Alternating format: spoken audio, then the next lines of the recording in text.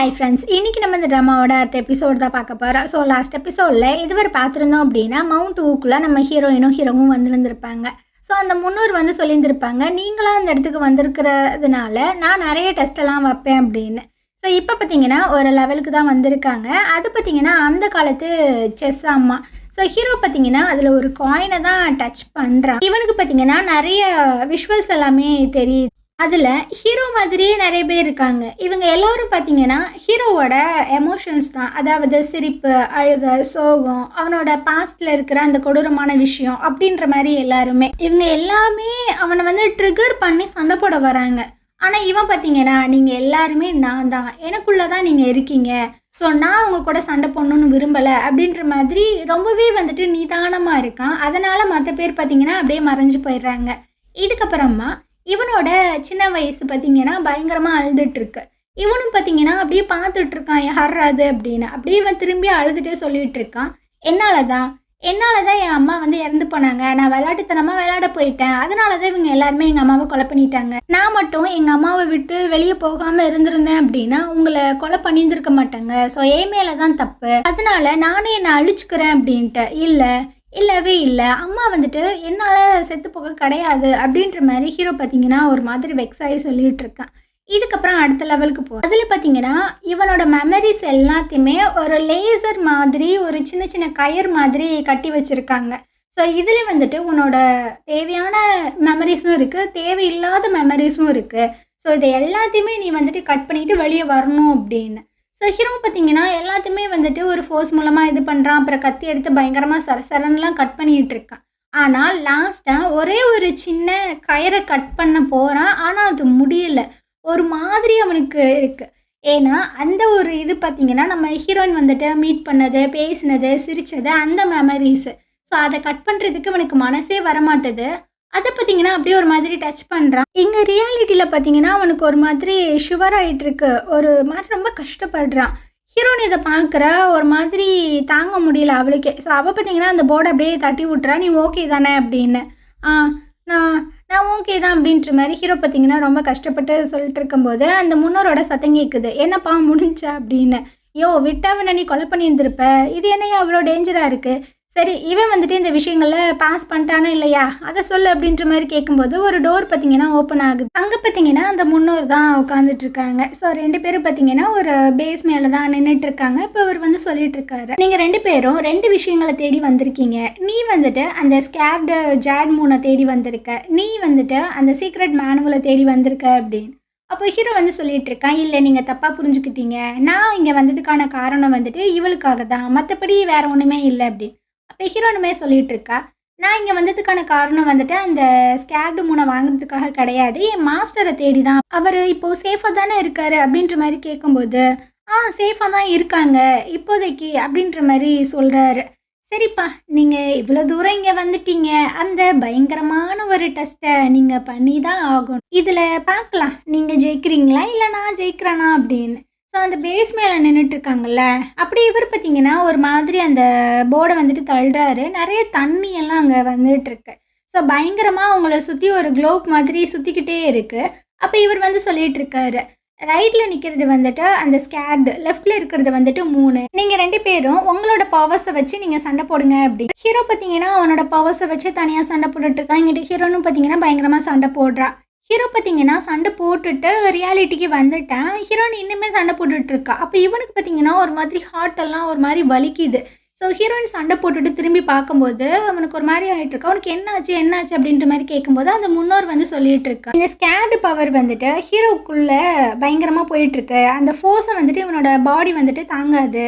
So நீ உன்னோட அந்த மூன் பவர் கொடுத்து அவனை காப்பாற்று அப்படின்னு. ஹீரோயின் பார்த்தீங்கன்னா கொஞ்ச நேரம் கூட யோசிக்கலை, டக்குன்னு அவளோட பவர்ஸ் எல்லாத்தையுமே கொடுக்குறா. ஸோ இந்த மூன் பவரை தாண்டியும் அவளோட இன்னர் பவர் எல்லாத்தையுமே கொடுத்துட்ருக்கா. வாயிலேருந்து பயங்கரமாக ரத்தம்லாம் வருது. அந்த முன்னோர் சொல்லிட்டு இருக்காரு, நீ உன் உயிரை கொடுத்து அவனை காப்பாற்ற போறியா, உன்னோட இன்னர் பவரை நீ யூஸ் பண்ணாத அப்படின்னு. ஆனால் ஹீரோயின் பார்த்தீங்கன்னா அதெல்லாம் கேட்கவே இல்லை. ஸோ ஹீரோ பார்த்தீங்கன்னா கொஞ்சமாக ஹீல் ஆகிற மாதிரி தான் தெரியுது. இவன் சில விஷயங்களை யோசிச்சு பார்க்குறான். அதாவது ஹீரோயினோட அந்த மெமரிஸை அந்த நூலில் கட் பண்ணுற மாதிரி போயிருந்திருப்பான்ல, ஆனால் அந்த வாழெல்லாம் தூக்கி போட்டிருந்துருப்பான். எனக்குன்னு ஒரு நல்ல மெமரி இருக்குது அப்படின்னா அது இவ மட்டும்தான். இவ இல்லாமல் எனக்கு எந்த ஒரு லைஃப்புமே வேணாம் அப்படின்ற மாதிரி சாக்ரிஃபை பண்ணியிருந்திருப்பான் போல் அந்த லெவலில். இவருக்கு பார்த்தீங்கன்னா ஒருத்தவங்க ஒருத்தவங்க எந்த அளவுக்கு விட்டு கொடுத்து எவ்வளோ அழகாக ரெண்டு பேரையும் மாற்றி மாற்றி ப்ரொடெக்ட் பண்ணிக்கிறாங்க அப்படின்ற மாதிரி இருக்குது.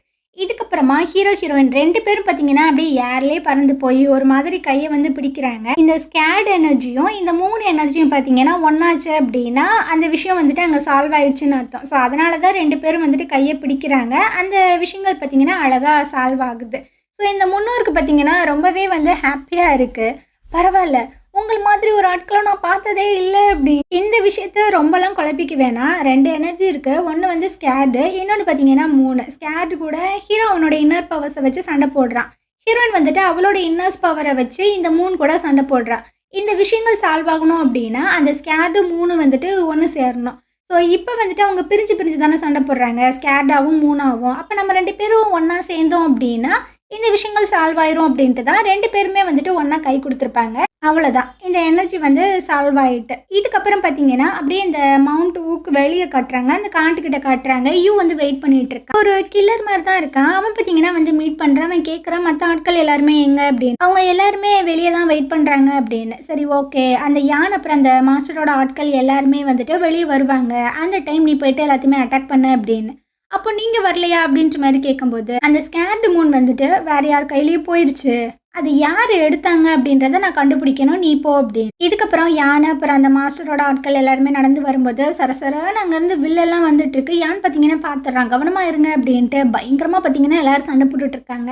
ஸோ இந்த கில்லர்ஸ் பார்த்தீங்கன்னா ஒரு மாதிரி ஷேப்பான வால் வச்சுருக்காங்க. இந்த ஷேப்பான கத்தி வால் பார்த்தீங்கன்னா அந்த சோல் டேக்கர்ஸ் தான் வச்சுருப்பாங்க. ஸோ இந்த சோல் டேக்கர்ஸ் எல்லாத்துக்குமே ஹெட்டு பார்த்தீங்கன்னா இந்த யூ தான். இவனும் நான் ஒரு புள்ள பூச்சி நல்ல பையன் நினச்சேன், ஆனால் இவன் தான் சரியான வில்லனாக இருப்பான் போல். இதுக்கப்புறமா ஹீரோட பிளேஸில் தான் காட்டுறாங்க. அந்த குதிரைகள் எல்லாமே கேபிட்டல் சிட்டிக்கு வந்து சேர்ந்துருச்சு. அந்த மாஸ்டர் வந்து கேட்குறாங்க ஹீரோ எங்கே போனா அப்படின்னு. எனக்கு தெரியல, அவருக்கு ஏதோ ஒரு முக்கியமான வேலை இருக்குன்னு கிளம்பி போயிட்டாரு அப்படின்னு. அப்போ அந்த பிஏ வந்து சொல்லிட்டு இருக்கான், அவர் மவுண்ட் ஊக்கு தான் போயிருக்காரு அப்படின்னு. அங்கே எதுக்கு போனார்? ஏன்னா ஹீரோயின் வந்துட்டு அங்கே இருக்காங்க, அவங்களுக்கு ஏதோ ஒரு ஆபத்துன்னு நினைக்கிறேன், அதனால தான். எது திரும்பவும் அவளா அப்படின்னு அந்த மாஸ்டர் பார்த்தீங்கன்னா ஒரு மாதிரி கடுப்பாயிட்டு இருக்காரு. அந்த மவுண்ட் ஊக்கு போகிறதுக்கு கிட்டத்தட்ட ஒரு நாளைக்கு மேலே ஆகும். நாளைக்கு ஒரு அரசபை வந்துட்டு கூடும். அதில் ஹீரோக்கு வந்துட்டு அவார்ட்ஸ் எல்லாம் கொடுக்கறதுக்காக அந்த லார்ட் வந்துட்டு ரெடி பண்ணிட்டு இருக்காரு. நாளைக்கு மட்டும் ஹீரோ அந்த இடத்துக்கு வரல, அவ்வளோதான், எல்லாமே வந்துட்டு பயங்கர பிரச்சனையாக மாறிடும் அப்படின்ட்டு பேசிகிட்டு இருக்காங்க. இந்த சைடு அந்த முன்னோர் பார்த்தீங்கன்னா நம்ம ஹீரோக்கு வந்துட்டு ஒரு மேப் ஒன்று கொடுக்குறாரு. அது என்னன்னு தெரில. அதே மாதிரி நம்ம ஹீரோனுக்கு பார்த்தீங்கன்னா அந்த ஸ்கேர்டு மூனை பார்த்தீங்கன்னா கிஃப்டாக கொடுக்குறாங்க. இவனும் பார்த்தீங்கன்னா வாங்கி பார்க்குறா. அப்போ இந்த மாஸ்டர் வந்து சொல்லிட்டு இருக்காரு, இது வந்துட்டு என்னோட ஒரு பொக்கிஷம், இதோட பேர் வந்துட்டு ஸ்கேர்டு மூனு. இதுக்கு நிறைய பவர்ஸ் எல்லாம் இருக்குது. இது நிறைய வருஷத்துக்கு ஒரு டைம் தான் பூக்கும். ஸோ அந்த மாதிரி மலரும்போது இது வந்துட்டு உனக்கான ஒரு நியூ லைஃபே வந்துட்டு கொடுக்கும். ஆனால் இதுக்கு நீ டெய்லியுமே வந்துட்டு உன்னோட இன்னர் பவரை மட்டும் கொடுக்கணும். அப்போ தான் இது வந்துட்டு ஒரு நாளைக்கு வந்துட்டு வளருமே அப்படின்னு. இதுக்கப்புறம் தான் உங்கள் 2 பேர்த்துக்கும் நிறைய பிரச்சனைகள்லாம் வர்றதுக்கு வாய்ப்பு இருக்குது. ஸோ கவனமாக இருங்க அப்படின்னு. இவனும் ஓகே அப்படின்ற மாதிரி சொல்கிறான். இதுக்கப்புறம் அந்த பிஏட்ட வந்து சொல்கிறாங்க, இவங்களை வந்துட்டு அந்த காட்டுக்கு வெளியே கொண்டு போய் விட்டுட்டு வா அப்படின்னு. இவங்க 3 பேரும் அப்படியே வரும்போது அந்த மழை பார்த்தீங்கன்னா அப்படியே சரிஞ்சு விழுந்துருது. ஸோ அந்த தாத்தாவுமே இறந்து போயிட்டாரு போல். இவங்க 2 பேர்த்துக்கும் ஒரு மாதிரியாக ஆயிடுது. அவர் சொல்கிறாரு, இதுதான் அவரோட விதி, இதுக்கு தான் அவருமே எதிர்பார்த்தாரு, நீங்கள் எதுவுமே கவலைப்படாதீங்க, கிளம்புங்க அப்படின்ட்டு. ஸோ அவங்க 2 பேரும் அந்த சைடு போனதுக்கு அப்புறமா அந்த யூ பார்த்தீங்கன்னா கரெக்டாக அந்த பிஏக்கு முன்னாடி வந்து நின்றுட்டுருக்கான். அந்த ஸ்கேர்டு மூனை அந்த ஹீரோ பையன் தான் வாங்கிட்டு போனானா அப்படின்னு. என்னால் இதுக்கு பதில் சொல்ல முடியாது அப்படின்ற மாதிரி சொல்லும்போது, அப்படியா சொல்ல முடியாது அப்படின்ட்டு அப்படியே ஒரு மரத்தில் பார்த்தீங்கன்னா அவன் தூக்கி நிறுத்திட்டு இருக்கான். இந்த பிஏ பார்த்தீங்கன்னா என்னால் சொல்ல முடியாது அப்படின்ற மாதிரி தான் சொல்லிட்டு இருக்கான். இவன் கொடுத்த ஃபோர்ஸுக்கு அவன் பார்த்தீங்கன்னா செத்து போயிட்டான் போல, வாயிலேருந்து ரத்தம்லாம் வருது. ஆனாலும் நான் அந்த ஸ்கேர்டு மூனை வாங்காமல் விட மாட்டேன் அப்படின்ற மாதிரி தான் யோசிக்கிறான். இந்த சைடு நம்ம ஹீரோயின் வந்துட்டு இருக்காங்களா, இந்த யூ பார்த்தீங்கன்னா ரொம்ப நல்லவ மாதிரி போய் சொல்லிட்டு இருக்கான். அந்த சைடு வந்துட்டு பயங்கர சத்தம்லாம் கேட்குது, வாங்க போயிட்டு பார்க்கலாம் அப்படின்னு. அப்படியா அப்படின்ட்டு இவங்க 2 பேரும் பார்த்தீங்கன்னா, அதாவது 3 பேரும் வந்துட்டு இருக்காங்க. அந்த சோல் டேக்கர்ஸ் எல்லாரும் பார்த்தீங்கன்னா பயங்கரமாக சண்டை போட்டுட்டு இருக்காங்க. ஸோ ஒரு பெரிய கலவரமே நடந்துட்டு இருக்கு. அந்த டைம் பார்த்தீங்கன்னா அந்த மாஸ்டரோட ஜஸ்டில் ஒரு அம்பை விட்டுறானுங்க. அவர் பார்த்தீங்கன்னா அதை பிடுங்கி போட்டுட்டு அசால்ட்டாக சண்டைக்கு போயிட்டு இருக்காரு. அப்போ ஹீரோகிரன் அந்த இடத்துக்கு வந்து ஒரு மாதிரி ஃபோர்ஸ் கொடுக்குறாங்க. பெரிய பிளாஸ்டே நடந்த மாதிரி தான் இருக்குது. ஸோ இதுக்கப்புறம் பார்த்தீங்கன்னா காற்றுலே பறக்கிறானுங்க. அந்த கத்தி எல்லாமே ஆட்டோமேட்டிக்காக அப்படியே அந்த காற்றுல அந்த ஃபோர்ஸ்க்கு பறந்து வந்துகிட்டே இருக்குது. இது எல்லாத்தையுமே இந்த யூ பார்க்குறாரு. ஏதோ ஒன்று நடந்திருக்கு இவங்க 2 பேத்துக்கும் அப்படின்னு. இதுக்கப்புறமா யான் வந்து சொல்லிட்டு இருக்காரு, ஓகே எல்லாத்தையுமே வந்துட்டு கொலை பண்ணியாச்சு.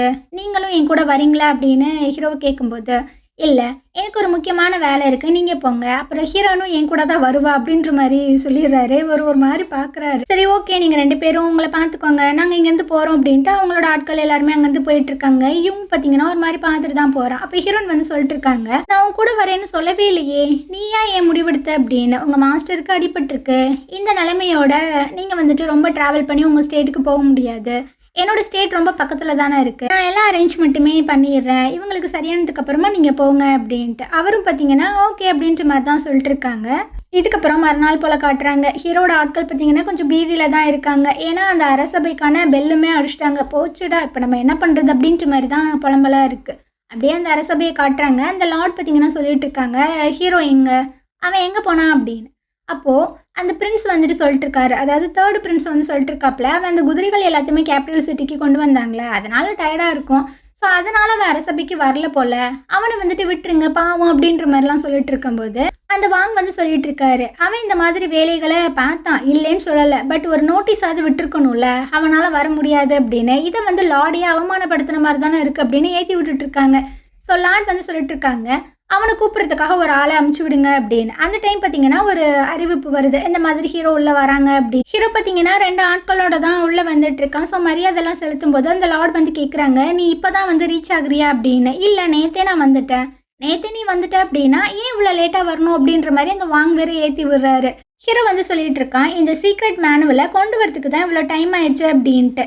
ஸோ அதை பார்த்த உடனே எல்லோரும் ஷாக் ஆகிட்டு இருக்காங்க. ஏன்னா இது வந்துட்டு அந்த ராஜ பரம்பரையோட அந்த ஸ்டேட் இருக்கும்ல, அதோட சீக்ரெட் மேனுவலாமா, அது ஒரிஜினலாக அப்படின்றத ஒரு மினிஸ்டர் வந்து செக் பண்ணுறாங்க. இது ஒரிஜினல் தான் அப்படின்ற மாதிரி சொல்லும்போது அந்த ராஜாக்கே பார்த்தீங்கன்னா ஒரு மாதிரியாக தான் இருக்குது. எல்லாரும் பார்த்தீங்கன்னா கத்திட்டு இருக்காங்க, வாழ்த்துக்கள் வாழ்த்துக்கள், நம்மளோட ஸ்டேட்டுக்கு வந்துட்டு ரொம்ப நல்ல விஷயங்கள்லாம் நடந்துகிட்ருக்கு, இந்த சீக்ரெட் மேனுவல் இருக்கிற வரைக்கும் நம்மக்கிட்ட தான் வெற்றி இருக்கும் அப்படி இப்படின்னு. ஸோ ராஜா பார்த்தீங்கன்னா உடனடியாக அதை கொண்டு வாங்கடா அப்படின்ற மாதிரி சொல்கிறாங்க.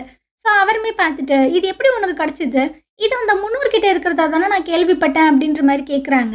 அப்போது அந்த 3rd பிரின்ஸ் பார்த்தீங்கன்னா ஏற்றி விட்றான், அந்த 300 வந்துட்டு நம்மளோட ஸ்டேட்டுக்கு பரம்பரை எதிரி, அவர்கிட்ட இருந்து உனக்கு எப்படி இது கிடச்சிச்சு, அவனுக்கு என்ன லிங்க் அப்படி இப்படின்னு. அப்போது ஹீரோ வந்து சொல்லிட்டு இருக்கான், ஒரு கதையை அடிச்சு விட்றான், அன்னைக்கு நான் வந்து கடலில் மூழ்கி ரொம்ப நாள் வந்துட்டு நீங்கள் என்னை தேடிட்டு இருந்தீங்கல்ல, அந்த 300 தான் என்னை காப்பாற்றி எனக்கான சிகிச்சை எல்லாருமே கொடுத்தாரு. அவர் கொடுத்த அந்த சிகிச்சைனால சின்ன வயசுல இருந்த அந்த ஹெல்த் இஷ்யூஸ் எல்லாமே வந்துட்டு எனக்கு சரியாயிடுச்சு. அவருக்கு என் மேல ஒரு நல்ல அபிப்பிராயம் இருந்ததுனால தான் என்கிட்ட வந்துட்டு அந்த சீக்ரெட் மேனுவலை கொடுத்துட்டு அவர் இறந்து போயிட்டாரு. நான் ஏன் இந்த விஷயங்களை உங்ககிட்ட சொல்லலை அப்படின்னா, அவருக்கும் நம்மளுக்கும் ஒரு நல்ல ரிலேஷன்ஷிப்பே கிடையாது, அவர் நம்மளோட எதிரி, அதனால தான் உங்ககிட்ட சொல்கிறதுக்கு எனக்கு கொஞ்சம் பயமாக இருந்தது அப்படின்ற மாதிரி சொல்கிறாங்க. அப்போது அந்த மினிஸ்டர் வந்து சொல்லிட்டு இருக்காங்க, ஹீரோ வந்துட்டு இவ்வளோ பெரிய விஷயங்களை பண்ணியிருக்கான், அதனால இவனுக்கு நம்ம ரிவார்ட்லாம் கொடுக்கணும் அப்படின்னு. கண்டிப்பாக கண்டிப்பாக அப்படின்ற மாதிரி அந்த லார்ட் சொல்லிட்டு இருக்கும்போது ஒரு அறிவிப்பு வருது, ராஜ பரம்பரையோட ஏதாவது ஒரு இன்ஃபர்மேஷன் வருது அப்படின்னா அதை டெலிவரி பண்ணுறதுக்குன்னு ஒருத்தவங்க இருப்பாங்கல்ல, ஸோ அவங்க பார்த்தீங்கன்னா உள்ளே வந்துட்டுருக்காங்க, இந்த மாதிரி ஒரு இன்ஃபர்மேஷன் வந்திருக்கு, அதுக்கு மரியாதை கொடுங்க அப்படின்னு. ஸோ அந்த லார்டு உட்பட எல்லாரும் பார்த்தீங்கன்னா முட்டிக்கால் போட்டு தான் மரியாதை கொடுத்துட்டு இருக்காங்க. அந்த இன்ஃபார்மர் பார்த்தீங்கன்னா படிச்சுட்டு இருக்காரு, என்னோட தங்கச்சி வந்துட்டு உடம்பு சரியில்லாமல் 20 வயசுலேயே வந்துட்டு இறந்து போயிட்டா. ஸோ அவளுக்கு இப்போ வந்து 40வது பிறந்தநாள் வந்துட்டு வரப்போகுது, அதுக்காக நிறைய கிஃப்ட் எல்லாமே சென்ட் பண்ணியிருக்கோம் அப்படின்னு. ஸோ ஹீரோவோட அம்மா வந்து அந்த ராஜாவோட தங்கச்சியா இல்லை எப்படி உறவு முறை அப்படின்றது தெரில, ஆனால் அந்த ராஜ வம்சத்துக்கும் ஹீரோவோட அம்மாவுக்கும் பார்த்தீங்கன்னா ஏதோ ஒரு ரிலேஷன் இருக்குது, பட் தெளிவாக தெரியல. அப்போது இந்த இன்ஃபார்மர் வந்து கேட்குறாங்க, எங்கள் லார்ட் வந்துட்டு ஹீரோவை வந்து ரொம்ப மிஸ் பண்ணுறாங்க, அவன் எங்கே இருக்கான் அப்படின்ற மாதிரி கேட்கும்போது இவர் வந்து சொல்கிறாரு, நீ வந்து மரியாதை கொடு அப்படின்னு. ஸோ அவரும் வந்துட்டு மரியாதைலாம் கொடுத்துட்ருக்காங்க. அட நீ இவ்வளோ பெரிய ஆளை வளர்ந்துட்டியாப்பா, உங்கள் அம்மாவை நினைக்கும் போது அப்போ எனக்கு ரொம்ப கஷ்டமாக இருக்குது, அவங்களோட கல்லறையை போயிட்டு பார்க்கலாமா அப்படின்ற மாதிரி கேட்கும்போது இந்த லார்டோட மூஞ்சிலையும் பார்த்தீங்கன்னா ஒரு மாதிரி பீதி தெரியுது, அந்த 3rd பிரின்ஸோட ஃபேஸ்லையும் பார்த்தீங்கன்னா ஒரு விதமான பீதி தெரியுது. ஸோ ஹீரோ வந்து சொல்லிட்டு இருக்கான், இல்லை அதுக்கான பணி வேலைகள்லாம் நடந்துகிட்ருக்கு, இனி ஒரு வாரத்தில் வந்துட்டு அம்மாவோட பர்த்டே செலிப்ரேஷன் எல்லாமே நடக்கும்ல, அந்த டைமில் நான் வந்து அவங்கள கூட்டிகிட்டு போயிட்டு மரியாதைலாம் கொடுப்போம் அப்படின்னு. சரி ஓகே அப்படின்ற மாதிரி சொல்லும்போது லார்டு வந்து சொல்கிறாரு, நீங்கள் ரொம்ப தூரமாக ட்ராவல் பண்ணி வந்திருக்கீங்க, அதனால நீங்கள் கொஞ்சம் போய்ட்டு ரெஸ்ட் எடுங்க அப்படின்னு. அவர் அங்கேருந்து போனதுக்கு அப்புறமா அந்த லார்டு வந்து சொல்லிட்டு இருக்காரு, ரொம்ப சூப்பரா இந்த விஷயங்கள ஹேண்டில் பண்ண அப்படிலாம் கேட்க கேட்க அந்த தேர்ட் பிரின்ஸ்க்கு பார்த்தீங்கன்னா ஒரு மாதிரி வைத்தறிச்சலா இருக்கு. இதுக்கப்புறமா அந்த லார்ட் பார்த்தீங்கன்னா ஹீரோவோட அம்மாவை பத்தின சில விஷயங்கள்லாம் எழுதி வச்சிருப்பாங்க போல. அந்த புக் எல்லாத்தையுமே படிச்சுட்டு இருக்கும்போது ஒரு மாதிரி டயர்டா இருக்கு. அந்த டைம் இந்த பேய் பார்த்தீங்கன்னா சூப்பெல்லாம் ரெடி பண்ணி வந்துட்டு இருக்காங்க. அவரோட ஷோல்டர் எல்லாத்தையுமே பார்த்தீங்கன்னா அப்படியே அமுக்கி விட்டுட்டு இருக்காங்க. நீங்க இப்பலாம் அவங்களோட உடம்ப பார்த்துக்கிறதே இல்ல. நான் தான் உங்கள பார்த்துக்கிற மாதிரி இருக்கு அப்படின்ட்டு. அட நீ இருக்கும்போது எனக்கு என்னம்மா குறை அப்படின்ற மாதிரிலாம் சொல்லிட்டு இருக்கும்போதே அந்த சூப் எடுத்து கொடுக்குதா ஒரு மாதிரி தலையை பிடிச்சிட்டு பார்த்தீங்கன்னா உட்காருது. லார்ட் பார்த்தீங்கன்னா என்னாச்சுமா உனக்கு என்ன ஆச்சு அப்படின்ற மாதிரி கேட்கும்போது இந்த ராணிக்கு பார்த்தீங்கன்னா ஒரு அசிஸ்டன்ட் இருப்பாங்க போல. அவங்க சொல்லிட்டு இருக்காங்க இப்போல்லாம் இவங்களுக்கு வந்துட்டு ரொம்ப உடம்பு சரியில்லாமையே போகுது. அடிக்கடி மயக்கம் போட்டு விழுகுறாங்க. இன்னைக்கு காலையில் கூட ரொம்ப டைம் வந்துட்டு மயக்கம் போட்டு போட்டு விழுந்தாங்க. ஸோ என்னோட ஒரு ஹம்பிள் ரெக்வெஸ்ட்டு, நாளைக்கு நடக்க போகிற இந்த ஃபங்க்ஷனுக்கு இவங்கனால வர முடியாது. ஏன்னா உங்களுக்கு உடம்பு சரியில்லை இல்லை, அதை மட்டும் கொஞ்சம் பாருங்க அப்படின்ற மாதிரி சொல்லும்போது வாயை மூடு, உன் இஷ்டத்துக்கு பேசிகிட்டு இருக்காத. உனக்கு யார் இதெல்லாம் பேசுறதுக்கு பர்மிஷன் கொடுத்தாங்க? நாளைக்கு எவ்வளோ பெரிய ஈவெண்ட் ஒன்று நடக்க போகுது. அந்த ராஜாவோட இன்ஃபார்மர் கூட அங்கே வந்திருக்காரு. அந்த இடத்துல நீ இல்லை அப்படின்னா அது எனக்கு எவ்வளோ பெரிய அவமானம். அவங்களுக்கு என்ன மரியாதை இருக்குது அந்த இடத்துல? இந்த விஷயங்கள் எல்லாமே உனக்கு நல்லாவே தெரியும். நாளைக்கு நீ வருவதானே அப்படின்ற மாதிரி கேட்குறாரா. இந்த மக பார்த்தீங்கன்னா ஐயோ எப்படா தப்பிக்கிறது, இப்படி வேற சொல்லிட்டானே அப்படின்ற மாதிரி தான் இருக்குது. என்னோட ஹெல்த்தெல்லாம் முக்கியமே கிடையாது, உங்களோட மரியாதை தான் முக்கியம், கண்டிப்பாக நான் வருவேன் அப்படின்ற மாதிரி சொல்லுது. இந்த சைடு நம்ம ஹீரோ பார்த்தீங்கன்னா அவங்க அம்மாவோட அந்த மெமோரியல் இடத்துக்கு தான் வந்து பேசிகிட்டு இருக்கு. நாளைக்கு அந்த ஃபங்க்ஷன் எல்லாத்தையுமே நான் ஏற்பாடு பண்ண சொன்னதே அந்த பெய்யை உங்களுக்காக பழி வாங்கிறதுக்காக தாம்மா.